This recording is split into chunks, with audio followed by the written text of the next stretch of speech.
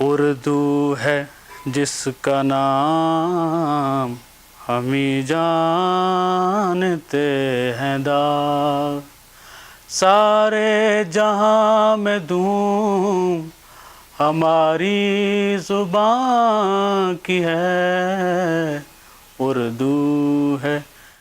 سارے جہان میں نہ سہی، پاکستان میں تو رہی دھوم، داغ صاحب آپ کی اردو زبان کی، جس اردو زبان کو دلی اور لکھنؤ کے دربار سے نکال دیا گیا اور اس اردو زبان نے کراچی اور اسلام آباد کو گلے سے لگا لیا۔ سارے جہاں میں دھوم ہماری زبان کی ہے۔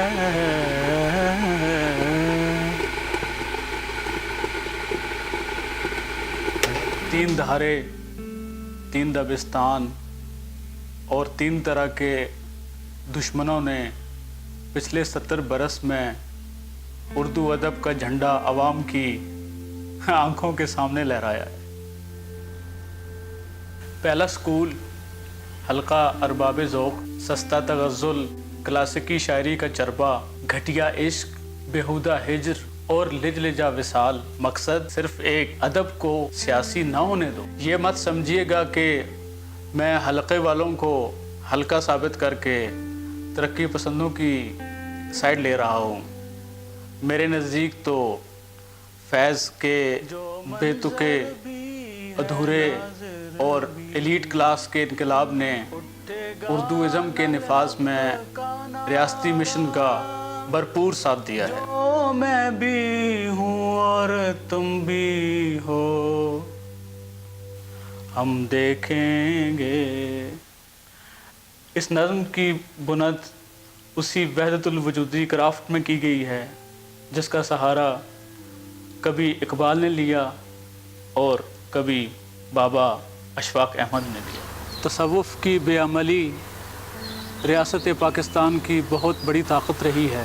قدرت اللہ شہاب، ممتاز مفتی، اشفاق احمد اور ان کی اہلیہ بانو قدسیہ، مقصد صرف ایک، لوگوں کو درس دو پھسپھوسی اخلاقیات کا، سیاست میں نہ آنے کا اور گوتم پارٹ 2 بننے کا۔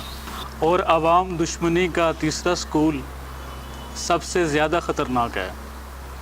یہ ملحد ساؤنڈ کرتا ہے، یہ لبرل ساؤنڈ کرتا ہے، یہ وجودی ساؤنڈ کرتا ہے، یہ نام نہاد لایعنیت کا پرچارک ہے، مگر مقدمہ ان کا بھی صرف ایک ہے، اردو کی کلچرل حاکمیت کو استعمال کرو، غزل کی پاپولیرٹی کو کیش کرواؤ اور بات اتنی سستی کرو کہ عام آدمی اسے سمجھ کر دہرا کر خود کو انٹلیکچول سمجھنے لگ جائے۔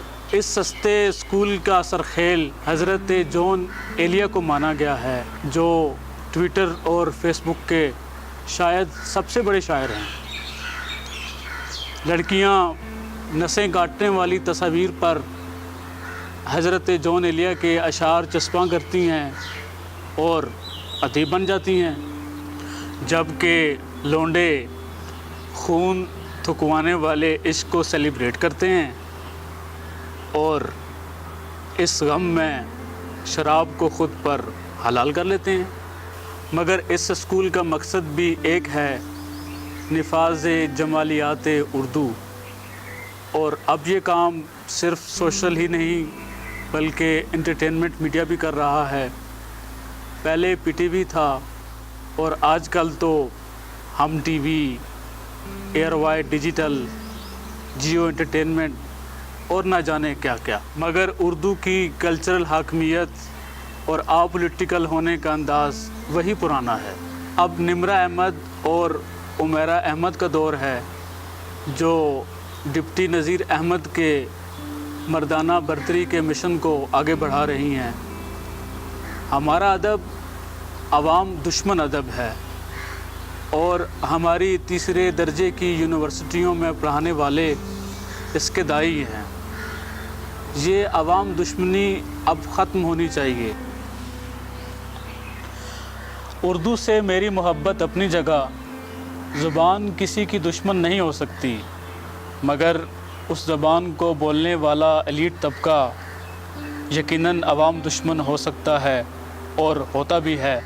اردو والو، دربار سے باہر نکلو اور دیکھو زمین کی زبانیں، پنجابی، سندھی، بلوچی، پشتو، سرائکی، تمہاری خالی جھولی میں عوام دوستی کی بھیک ڈالنے کے لیے ہر وقت تیار بیٹھی ہے۔